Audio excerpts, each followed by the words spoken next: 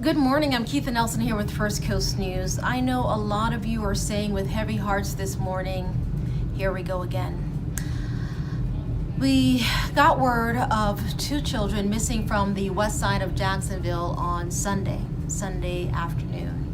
We know that these children were last seen by their father, Brian Williams, at 11:30 in the morning. That's when he said he last saw them Sunday morning playing outside of their trailer home in the mobile home park on the west side on Beaver Street. He said he was out there barbecuing. By the time he looked around, he noticed his kids were missing at about noon. Both Bri'ya and Braxton Williams, ages 6, Braxton, Bri'ya 5, they were gone. This morning we just heard from JSO regarding where they stand at this point in the search. We are now just about 48 hours into the search for these 2 missing children. They say that they're looking right now for a white 4-door car with an older white male inside. Now we're told this car, not just a white 4-door car, but it was playing children's music loudly in that trailer park area. We don't know exactly how that car is connected to this. We can only make assumptions because JSO is not really clarifying at this point. Perhaps they don't want to hinder the investigation, so we'll hold tight. But we'll continue to pray, all of us are, that these 2 children will be returned home safely for the holiday.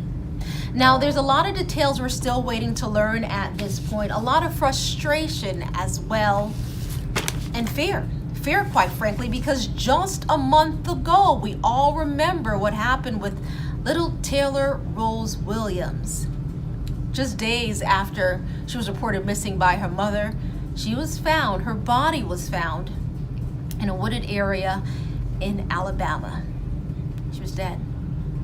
So now we fear the worst while we pray for the best. I know a lot of you have been asking about the latest and how things stand in that case. Brianna Williams, her court date has been pushed back several times. At this point, she's set to appear in court on January 8th. So it will be in the new year when we find out more about what will happen with her. Brianna Williams, who is Taylor Rose Williams' mother, she is charged at this point with 2 counts of child neglect as well as 1 count of lying to police. So we'll see what happens with that. Brianna right now is sitting in the Duval County Jail.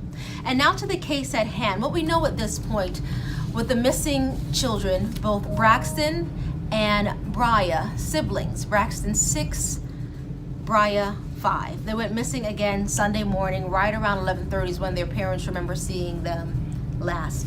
I have the police report here, not very detailed. So this is when the father actually called into the police department to report his children missing. So we're told right around noon or so is when he realized that they weren't around. But they did search. The family, as well as friends, people in the neighborhood, they did their own little search for about an hour and a half or so before they called police. Nothing came up. We still don't know where these 2 children are. Now, he reported that his 6-year-old son, Braxton, has been diagnosed with autism. That's something that's a part of this as well. So we're hoping that that little boy is okay. Hopefully so. He's with his sister. They're consoling each other. We're hoping. Bri'ya, again, just 5 years old.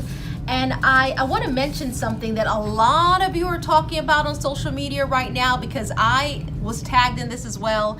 A psychic, a medium. She's seeing what happened to these children. Her ending, it's pretty dark. I couldn't watch the entire thing. I stopped at a point because I knew exactly where she was going.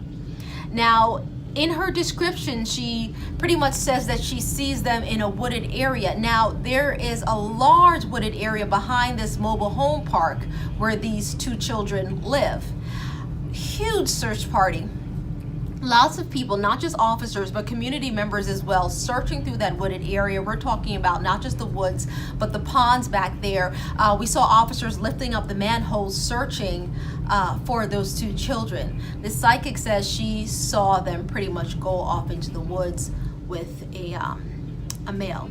So I mentioned that only because right now you have community members out there searching at this point. Alana Harris, our reporter at First Coast News, she is out there with that search crew. They are looking in the wooded area where the psychic says she saw the kids go off with this man. Again, we know that police, we just heard from them, just heard from JSO. They say that they are looking for a white male in a white four-door car blasting children's music. We don't know about the actual connection. They haven't given us specifics on that, but it is a vehicle of interest. So they're urging the public, if you see that vehicle, contact police. If you see those children, contact police. If you have any idea, any suspicion, please call 911. Again, it's still a fluid situation, and we're working to gather details. We have crews spread out all throughout that area right now searching for these children.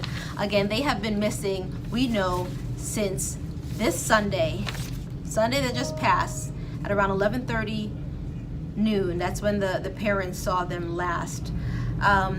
We heard from the Sheriff Mike Williams just yesterday. He says foul play could be a factor at this point. Now I want to talk about the parents, because anytime we see cases like this, we all wonder, what about the people closest to these children? So we are told by JSO that the parents are cooperating 100% with police. In fact, Sheriff Mike Williams says, quote, "There's no indication as of yet of anybody involved or close to the children that are involved." Comforting, I suppose. On the other hand, you wonder, if not them, then who possibly has these children?